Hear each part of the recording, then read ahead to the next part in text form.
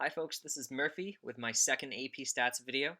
In the last one, the first one, we talked about some of the big ideas of AP statistics, we defined some terminology, and then we concluded by looking at some graphs that did a poor job of representing the data that they were supposed to. So this time, as a continuation of the section 1.1, analyzing categorical data, we're going to talk about how to use bar graphs for categorical data. Remember, categorical being the opposite of quantitative data. We're going to calculate and display stuff related to marginal and conditional distributions, which you probably don't know yet, but you will by the end of this video. And then finally, we're going to look at the notion of association between two categorical variables. So if any of this stuff is confusing to you or doesn't make sense, you should probably come back to this page at the end of the video when it'll make more sense, and it'll be good reflection on whether or not you've learned the things that you ought to have learned. So for starters, though, we should clearly define whether our categorical data is related to one variable distributions or two. So in terms of what a distribution actually is for a variable, a distribution tells us a variable's values as well as how often it takes those values. And it can either tell us how often it takes those values in terms of the frequency, which counts the individuals, or the relative frequency, which tells us the percentages of the total. So for instance, if I were to look at the distribution of a normal six-sided die, a number cube, the variable's values would be the values 1, 2, 3, 4, 5, 6, and then how often it takes those values, we think of it in terms of the relative frequency, right? Which would be theoretical, and each of those would be 1/6.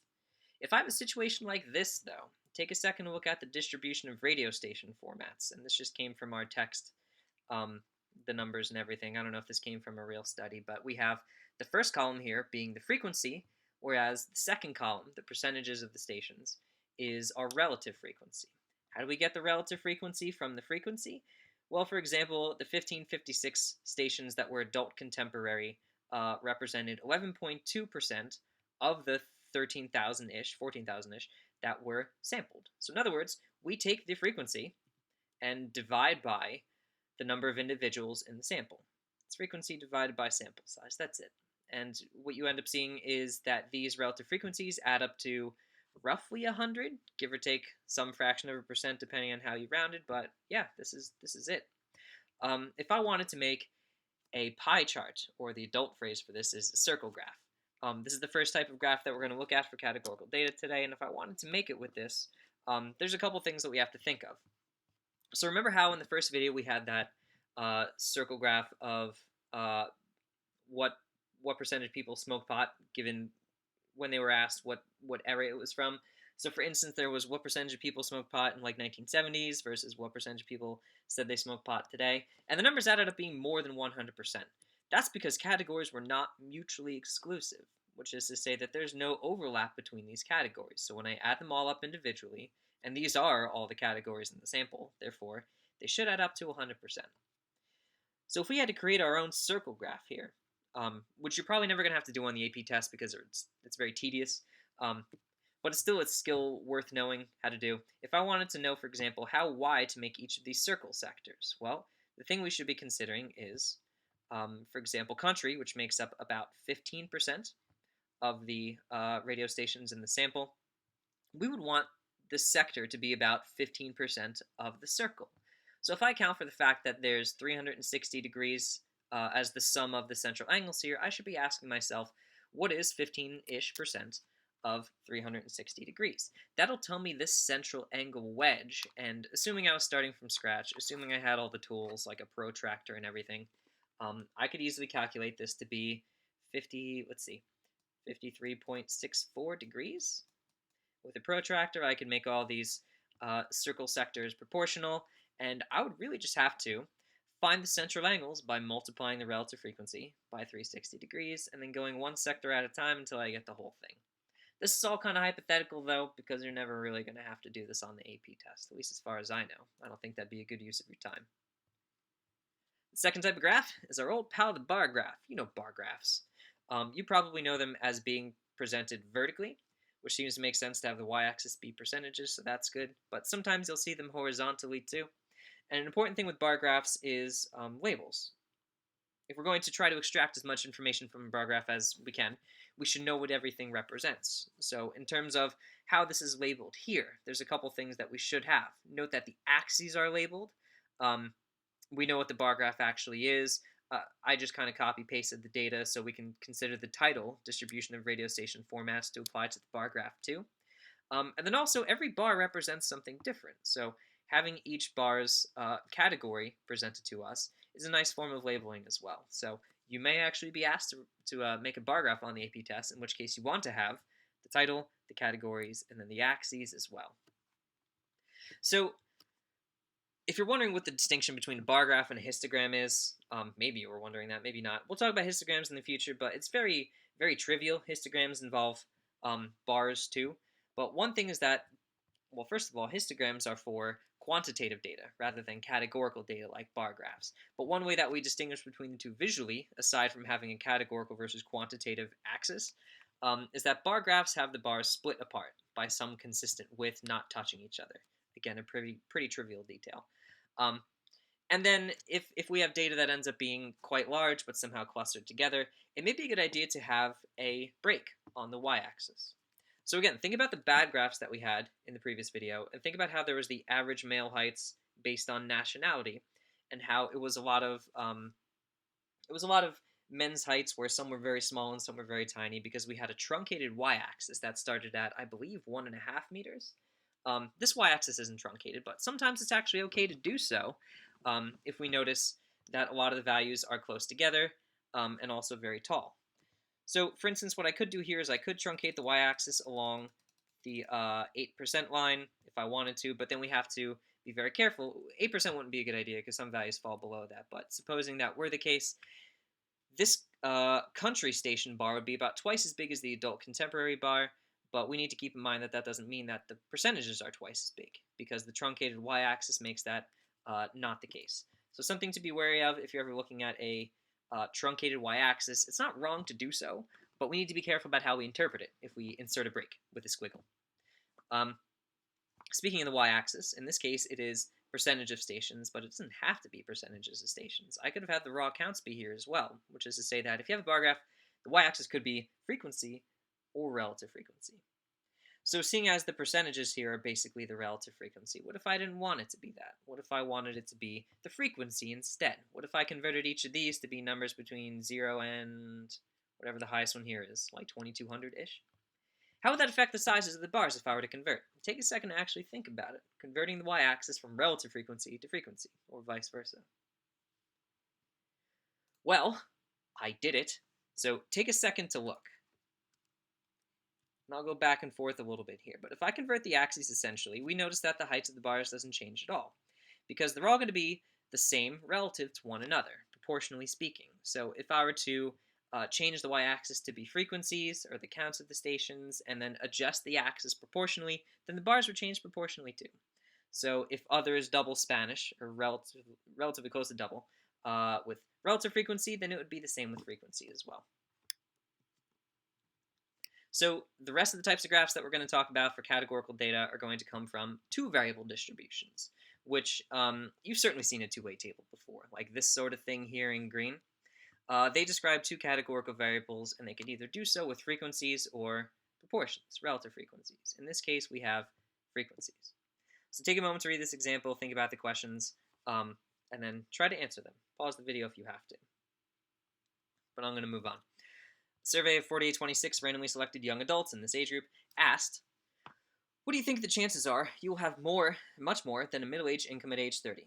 Someone who's in the early 30s, this hurts to think about. But anyway, the table below shows the responses. So we do have a variable for the rows and a variable for the columns. The rows variable is the opinions on the question. Each row here indicates the people that answered this particular opinion on the question that was asked in the survey. The column variable is gender. So if I were to ask, does there appear to be any significant differences in opinion between the genders in the study? Well, we'd have to start comparing some of these numbers. So for instance, in the first case, the almost no chance, the 96 versus 98 is very close to each other. So we could say there's almost no chance, or almost no difference in opinion for almost no chance. At least that's what it seems like. But we should also note that the number of males and females being asked are not the same. So what we should really be doing, rather than comparing raw counts, is perhaps comparing percentages. So let's do that. If I check the proportions of people who answered each question in terms of males and females, One instance that shows that they're not quite the same, the opinions on the question are not quite the same between the genders, appears in the some chance but probably not category. So, for instance, of the 712 people, I'm pretty much narrowing it down to, or narrowing my scrutiny down to just this row. Out of the 712 people that answered, some chance but probably not, it looks like 60% of them were female and 40% of them were male. So it is more likely that if someone answered this answer to the question, they were female than male, which is saying something because there were less females than males polled in general. So one thing that we could do is we could look at something called a marginal distribution to help us understand a two-way table a little bit better. What it does is it takes the values of one of the variables among all individuals in a group by combining the second variable's groups. So, for instance, I could look at the frequency of opinions not split by gender. Suppose the study doesn't particularly care how males versus females feel about this. They just want to know how young adults feel about the prospect of success in the future once they're in their 30s. That would essentially look at not the 96 females, not the 98 males who said almost no chance, but the 194 people altogether that said no chance. What percent of people of the 4826 answered no chance? That'd be 194 out of 4826. So essentially we were looking at the percent of the table's totals. And if I want to calculate this, what I would really be doing is looking at the, in this case, column total over table total, or row total over table total. So if I were to look at the marginal distribution of opinions here, like we just said, the 194 out of 4826 tells me that about 4% of the people asked said that there was almost no chance that they'd be rich. You can imagine how I would calculate the rest as well. Very similarly, I would take the row totals over table totals to get something that adds up to, and the sum of these percentages would be 100%. If I wanted to graph this, this is the distribution visually, but if I wanted to look at the marginal distribution visually, I can make a bar graph out of this, right? I can make this bar graph. Here's the 4%, here's the 14.8% that comes with some chance, and then now I start to get some idea of what people's opinions are on the matters. Sure. I could also, for what it's worth, I could also look at the marginal distribution of gender, not split by opinions, but that actually wouldn't be very interesting. It wouldn't tell me much at all. It would basically tell me what percentages of people in the sample were female versus male, which is not really something that's super important. It really seems like the opinion thing here is the key idea here. So in terms of why we would look at a marginal distribution in general, well, suppose this is now the beginning of the school year, which, by the way, this is June 2020 if you're looking at this from the future. 2020 is terrible. I hope the second half is much better. I hope you can look at the past and say that things have gotten better. But suppose this is the beginning of the school year where people are still trying to figure out who the Democratic frontrunner should be for the 2020 election. We could have a two-way table that's essentially the first variable being the candidate, like Biden, Sanders, Warren, whoever else is in the race at that time. And the second one is gender, or maybe ethnicity, or some other second variable. The marginal distribution of candidates would combine that second variable, either gender or ethnicity, to tell us which candidate is generally the most popular. Sure. But then, what if I want to stick with this example and then ask another question? What about the candidate's choice being split by gender or ethnicity? What would that tell us? Isn't that still important to look at? And the answer is yes. Sometimes it is important to look at things, or one variable, split into categories based on what the second one is. And this is called a conditional distribution. What it does is it examines proportions of variable 1 in the context of variable 2. So let's look at this example from the previous page. Again, I copy-pasted. Young adults by gender and chance of getting rich. Suppose I wanted to know specifically how females felt about answering this question versus males. What I could do is I can look at essentially the female column versus the male column and look at what proportions of each group, which gender, how they answered relative to the total. So for instance, it looks like 4.1% of females said that they'd have almost no chance. Remember, this is not 4.1 of everybody was a female that answered no chance. This is specifically 4.1% of females. I can do the same, and this now adds up to 100% of the total females in the sample, and then I could do the same thing with the males as well. So if I want to say, like, all right, maybe this is something of a gender studies issue. How do males feel about their prospect for success versus females? What I could do is I can compare these conditional distributions across. Even at the bottom, it looks like a greater proportion of males are certain that they're going to be successful than females. Everything from the bottom three categories actually looks mostly favorable for males versus females. Um, and this is just looking at raw numbers here, raw percentages. But if I wanted to make a graph of this data that compares the prospect of success versus males and females, well, I could use something called a segmented bar graph. What it does is it stacks the proportions for each category of one variable. In other words, it stacks and compares conditional distributions. So here's that males column laid out in a segmented bar graph. Here's the one with females, and now we can kind of visually see how the way each gender answered the question differs. So to go along the lines of the whole like Democratic primaries thing, you could bet that there are different campaigns looking at the conditional distributions of like gender or ethnicity because they want to know how they fare among different demographics, and maybe they want to target those demographics for campaigning. So there's certainly a time for marginal distributions, just as there's a time for conditional distributions. Take a moment to look at these two questions being posed. Maybe pause the video if you have to, and then try to answer them. But I'm going to carry on now. Suppose there were many more males in the sample than females, which there's not, but pretend there's about 10 times as many males. Explain why a segmented bar graph is or is not an effective way to compare these groups. In other words, is it still wise to compare this blue segment versus this blue segment if I know that there's way more males than females? Well, seeing as these are proportions, I still have some idea of overall male opinion versus female opinion because things are proportional. So in other words, yeah, a segmented bar graph works fine. The y-axis is relative frequency, so we can easily compare proportions of each opinion across genders. If it was just raw counts, if it was raw frequencies, we can't really do that because differing sample sizes among the genders wouldn't allow us to compare raw counts to raw counts. And then here, we're actually being asked to interpret a graph, which is a common thing in an AP test. Use the graph to compare how the responses of the men and women differ regarding having a 50-50 or better chance of success. So 50-50 or better is essentially this, which visually cuts off here for males and here for females. So this should tell us something. Just looking at the graph here, we can see that it looks like males are slightly more likely to predict success. In other words, the area above the male bar's cutoff point is slightly more than that of the females, mainly because the males have a slightly larger almost certain group, a slightly larger blue group, and the females have a significantly larger, maybe almost 1.5 times as big, some chance group. This is what accounts for the biggest differences between the two genders, and this is what an AP test would actually would ask for you to answer when being asked an interpretive question like this. So our final type of graph, I'm going to insert a different scenario here and ask you to read this over really quickly. The Pew Research Center asked a random sample of 20 and 24 American adult cell phone owners which type of cell phone they own. The iPhone, the Android, or something else, which includes non-smartphones if I remember. This is a real study, by the way. The results are broken down by age, and they are seen to the right, once in the form of a two-way table, and then again in the form of a new thing, a multi-bar graph, which I'll talk about in a second.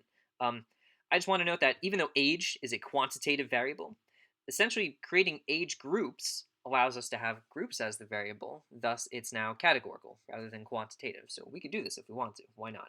So this is a two-way table with two variables, one being age group, the other being cell phone type. And again, I could use a multi-bar graph, seen down here, to represent this data. It's very similar to a segmented bar graph, and the only way it really differs is that we've unstacked it. Additionally, we could have raw counts be the y-axis, which we really couldn't do with a segmented bar graph, but now we can. In this case, though, we don't have frequencies. We still have relative frequencies, which is also okay. But by unstacking the segmented bar graph, it kind of allows us to compare categories a little bit more clearly. So for instance, if I look at how the green bars compare to each other, that tells me, for instance, that other types of phones are much more popular among older communities. Essentially, we have young adults and then middle-aged adults and then older adults. So I could also conclude that Androids seem to be more popular among young adults than middle-aged adults. And maybe it'd be a bit harder to compare segments when they're stacked on top of each other. It's nice that they have the same starting point at 0% to do easy comparisons. One other thing worth noting in this section is the notion of association, which you probably know it like casually, that two variables would be associated with that means. But in mathy terms, association is when, or I should say, it's a relationship between two variables in which knowing the value of one variable helps us in predicting the value of another variable.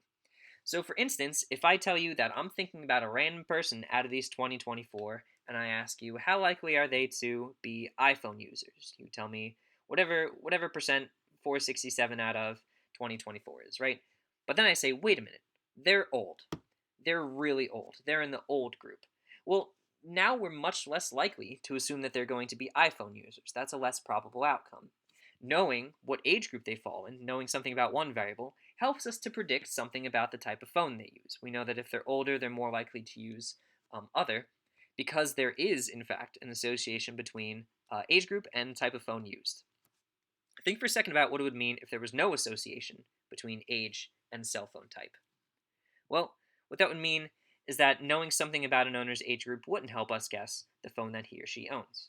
So let's, and I don't know this for a fact, but let's just assume that there's no association between gender and favorite flavor of ice cream, right?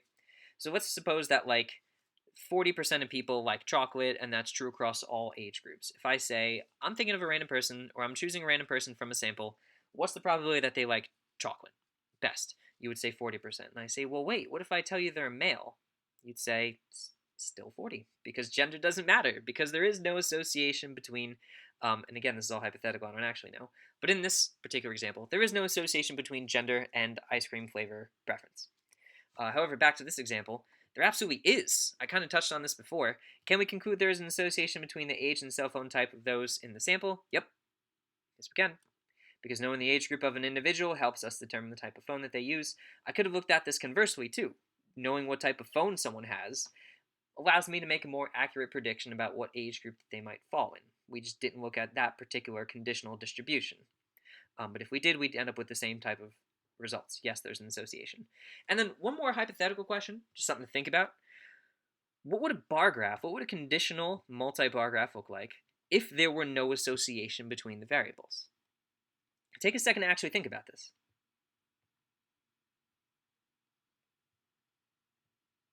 Suppose that my 18 to 34 age group ended up being true amongst all the other age groups, which is to say that, what is this, like 32-ish percent, 33 maybe? Let's say like 33% of 18 to 34-year-olds use iPhones. Well, if there was no association, then that 33% would be true for this age group and this age group, and also for the population. So really, if there is no association, I would expect this cluster of phone types to be the same for this category, as well as for this category, as well as for the population. So what it doesn't mean is that it's going to be 33%, 33%, 33% across the board. That's not what it means. But it basically means, no association means, that we would have the same set of 3 bars for each of our marginal distributions, for the 35 to 54 age range, as well as for the 55 and above age range. Well, this concludes the video. We talked about everything important that we have to, so thank you for watching.